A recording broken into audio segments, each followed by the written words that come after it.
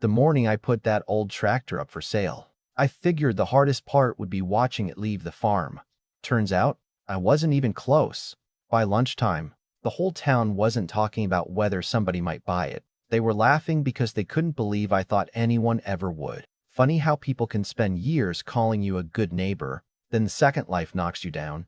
They start treating you like the entertainment. My name is Walter Hayes.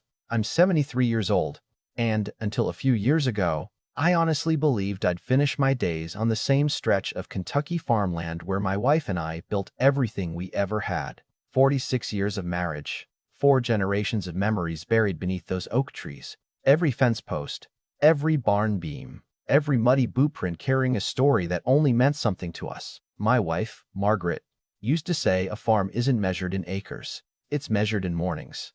I didn't really understand what she meant until after she was gone. Once the house got quiet, every sunrise became another reminder that she wasn't standing beside me anymore with a coffee mug in one hand and a list of chores in the other.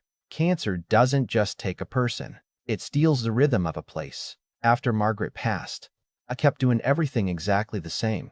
Same breakfast, same porch swing, same route through the fields. I even left her gardening gloves hanging beside the back door because moving them somehow felt more permanent than the funeral itself. Money wasn't a problem at first. I had savings. I owned the land outright. I never borrowed more than I could pay back. But life has a strange way of draining an old man's account, one unexpected bill at a time. Medical expenses, property taxes that seemed to climb every single year, equipment repairs, insurance. Before I realized what was happening, I wasn't deciding what I wanted to keep anymore. I was deciding what I could afford to lose. That old tractor had been with me almost 30 years. It wasn't pretty anymore. The paint had long faded beneath the Kentucky sun. Rust covered the wheel wells, and starting the engine required just enough patience to remind you machines grow old too. But it still ran. More importantly, it carried memories nobody else could see. That's the tractor my grandson learned to steer sitting on my lap. That's the tractor Margaret rode beside me during harvest when we'd stop in the middle of the field just to watch the sunset for a minute before finishing the day. You can't put a price tag on something like that, but the county tax office doesn't accept memories as payment. So that morning, I hammered together a simple wooden sign that read "For Sale" and tied it to the front axle. My hands actually shook while I did it. It felt less like selling a machine and more like admitting I had finally run out of options. Around noon, I heard tires crunching across the gravel. I already knew who it was before I looked up. Earl Benson, owner of the biggest farm supply store in the county and probably the loudest mouth within 50 miles. Earl had always enjoyed making himself the smartest man in every conversation, especially if there was an audience. Sure enough, he wasn't alone. 2 younger guys climbed out behind him, both carrying cups of coffee like they'd stopped by to watch a show. Earl walked one slow circle around the tractor, shoved his hands into his pockets, then kicked the front tire hard enough that the whole machine rattled. "Walter," he said with a grin so wide it almost looked painful, "you charging folks admission to see antiques now?" The other 2 laughed before I even answered. I kept my voice calm. "Morning, Earl." He ignored that completely. "You seriously think somebody's gonna pay money for this pile of scrap? Hell, I'd have to be paid just to haul it home." One of the younger guys added, "Maybe the history museum's looking for farm decorations." More laughter. Earl slapped the hood twice. "You're 73 years old. Maybe it's finally time to admit some things are just finished." There are moments in life when pride tells you to fight back, but experience whispers that some people aren't actually talking to you. They're performing for everyone else. So I didn't argue. I rested my hand on the old hood for a second, almost without thinking, the same way I'd once rested my hand on Margaret's shoulder while she watched the fields after supper. Then I simply said, "Have yourselves a good day." That somehow bothered Earl more than if I'd yelled at him. People looking for a fight hate being handed peace instead. He muttered something under his breath and finally climbed back into his truck. Gravel sprayed behind the tires as they drove away, still laughing. The sound echoed longer than it should have. After they disappeared, the silence settled over the farm again. I went inside and sat at the kitchen table Margaret picked out during our first year of marriage. The finish had worn smooth where she'd rested her elbows every morning. From my chair, I could see the old mailbox at the end of the driveway. She had painted Hayes across the side herself with a tiny artist's brush because she never liked store-bought lettering. Most of the paint had faded away now, but I never touched it. Every crack in those letters belonged to her hand. The tax notice sat unopened beside my coffee cup. 10 days left. Maybe less before penalties started. No phone calls. No interested buyers. No miracles coming down that gravel road. Or at least that's what I believed until I noticed a dark blue sedan slowing near the mailbox. It wasn't local. Around here you recognize almost every truck before you recognize the driver. This car looked expensive without trying too hard.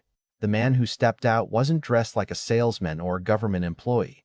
Mid-40s maybe. Pressed jeans, clean boots that had never seen farm mud, sport coat instead of work jacket.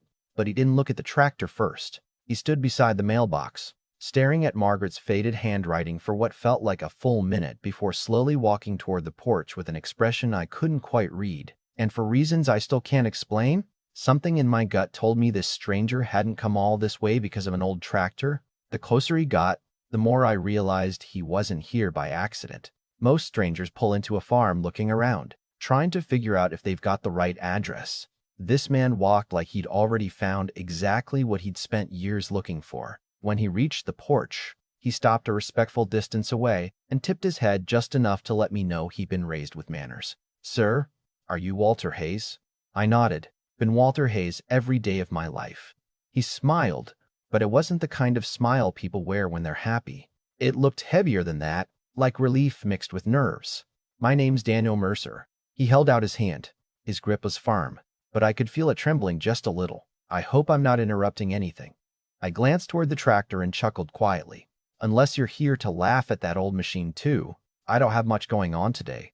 His face changed immediately. "Actually, that tractor is the reason I stopped." I figured he meant he wanted to buy it. But instead of asking the price, he turned around and looked back toward the mailbox again. "Did your wife paint that name?" I stared at him for a second. "She did. About 40 years ago." He smiled again, this time softer. "I thought so."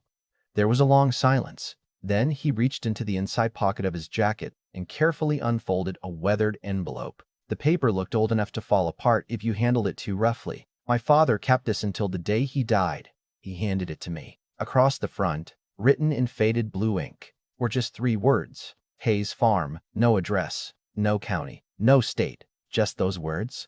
"My father carried this around for over 30 years, Daniel said quietly. He always believed one day he'd figure out where it belonged."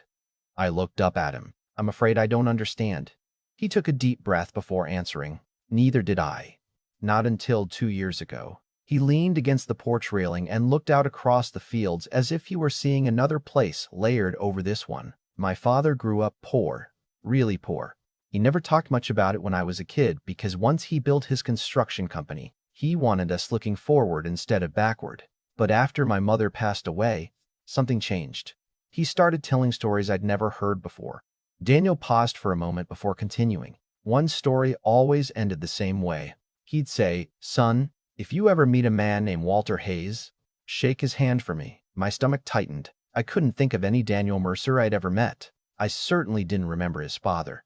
Daniel continued. "Back in the early 80s, my dad was 26. He'd driven halfway across Kentucky chasing a construction job that disappeared before he got there. On the drive home, somewhere after dark, his old Chevy broke down in the middle of a rainstorm. As he talked, I could almost picture it. The narrow roads, the cold rain, the hopeless feeling of being stranded miles from anywhere. No cell phones back then," Daniel said with a small laugh. "No roadside assistance. Just a young man sitting in a dead truck wondering how he was going to explain to his wife that he'd failed again." Something about those words stirred a memory buried so deep I almost missed it. Daniel kept talking. "Dad said headlights finally appeared behind him. He figured it was probably someone coming to tell him he was blocking the road." Daniel smiled. Instead, an old pickup stopped. A farmer climbed out wearing muddy overalls and asked one question. "You eaten yet?" My chest felt strangely tight. I hadn't thought about that night in decades.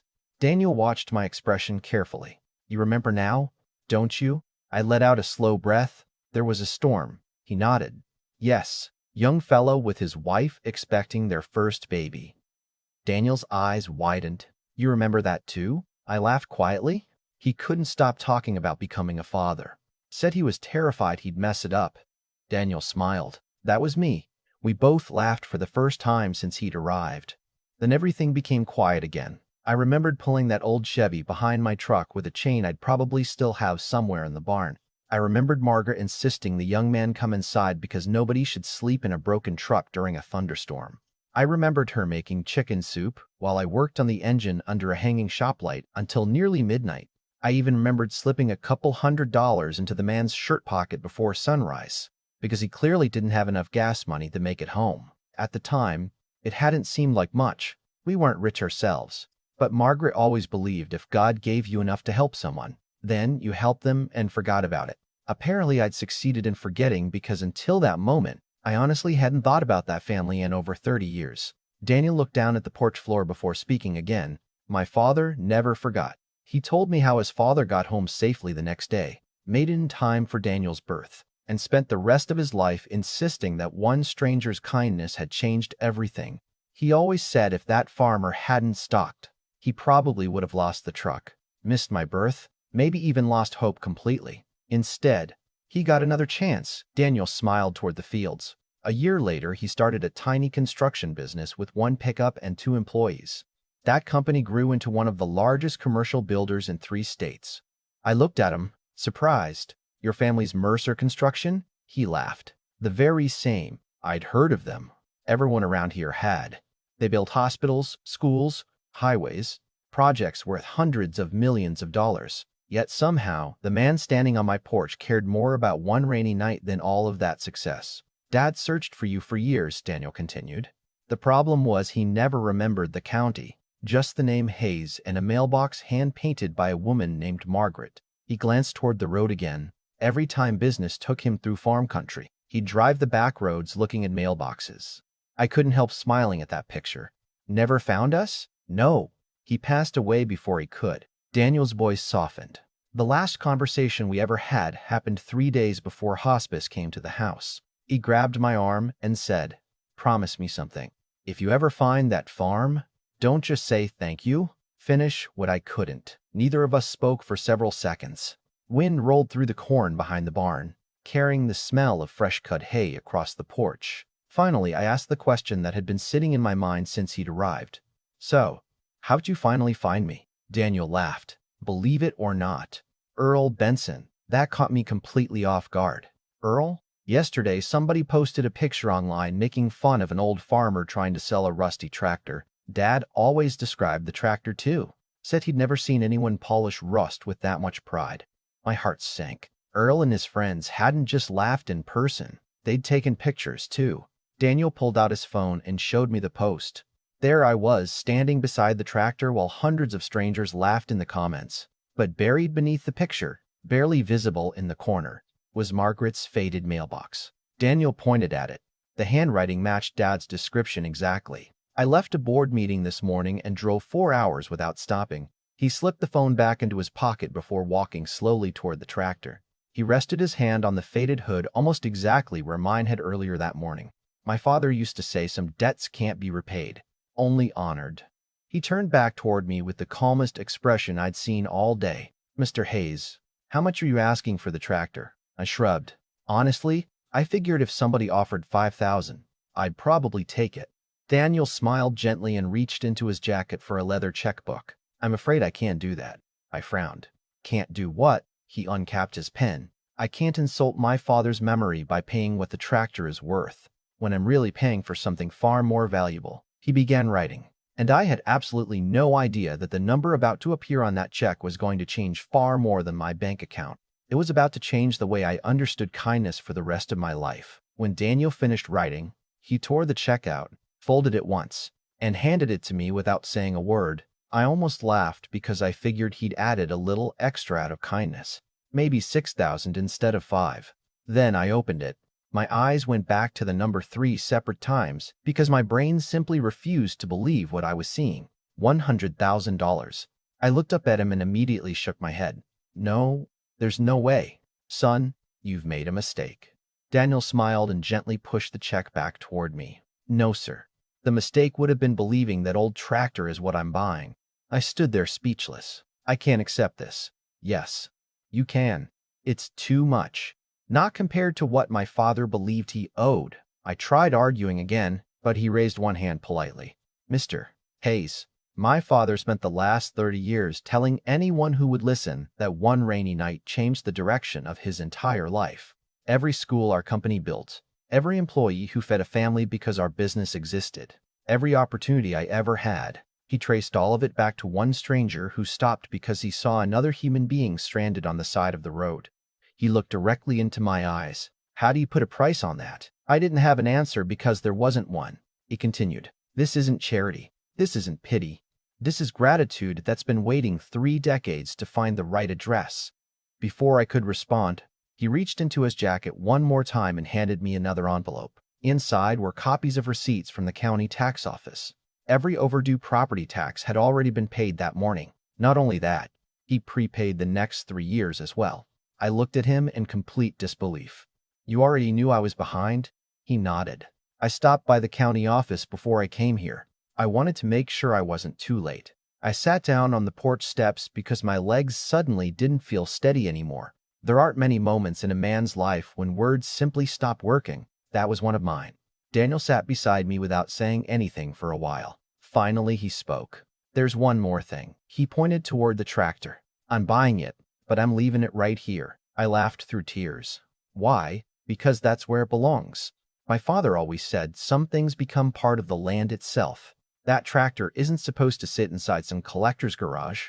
Every time I come back here, I want to see it exactly where he imagined it. We spent the next 2 hours talking about people we'd loved, people we'd lost, and how strange life can be when you finally understand that the smallest decision you ever make may become the biggest chapter in someone else's story. Before leaving, Daniel walked over to Margaret's mailbox one last time. He carefully traced the faded letters with his fingertips and smiled. Your wife had beautiful handwriting. I smiled back. She had a beautiful heart too. He nodded. I think that's what my father remembered most. Not the meal or the money, the way both of you treated a complete stranger like family. As his car disappeared down the gravel road, another truck approached from the opposite direction. Earl Benson. He slowed almost to a crawl when he saw the sedan pulling away. Then he noticed me standing beside the tractor holding paperwork in my hands. Curiosity got the better of him. He rolled his window down. Well, he called out, did that city boy actually buy your junk? I smiled, probably more calmly than he expected. He did. Earl smirked. Hope he didn't talk you down too much. I looked at the check still folded in my shirt pocket before answering. No, I'd say he paid exactly what it was worth. Earl laughed. Sure he did. Then his eyes drifted toward the county tax receipts lying on the porch table. He recognized the official seal immediately. His smile disappeared. Wait, what is all that? I shrugged. Just somebody settling an old debt. Earl looked confused, then embarrassed, then strangely quiet. For once in his life, he couldn't think of anything clever to say. He simply nodded once, rolled his window back up, and drove away without another word. That might have been the first time I'd ever seen Earl Benson leave a conversation without trying to win it. I never saw him make fun of another struggling neighbor again. Maybe that afternoon changed him too. As for me, I still walk past that tractor every morning. It's older now than ever, and somehow even more beautiful. Sometimes I lay my hand on the hood and think about Margaret. Sometimes I think about a frightened young husband caught in a rainstorm all those years ago. Mostly, though, I think about how close I came to believing kindness disappears if enough time passes. It doesn't. Sometimes it simply takes the long road home. The world spends a lot of time convincing us that only money, power, or success leave a lasting mark. But in my experience, it's the quiet decisions nobody applauds that echo the longest. A hot meal, a warm bed, a stranger who stops instead of driving past. You never know whose future you're changing while you're busy thinking you're only helping someone through one difficult night. So now I'd like to ask you something. If you had been in my place that rainy evening all those years ago, would you have stopped? And, if you had been Daniel, would you have paid the debt your father carried for 30 years? Or would a simple thank you have been enough? Let me know down in the comments because I honestly believe this is one of those stories where there isn't just one right answer. If this story meant something to you, don't forget to like, subscribe, and share it with someone who still believes that kindness never really disappears. It just waits for the right moment to come back home.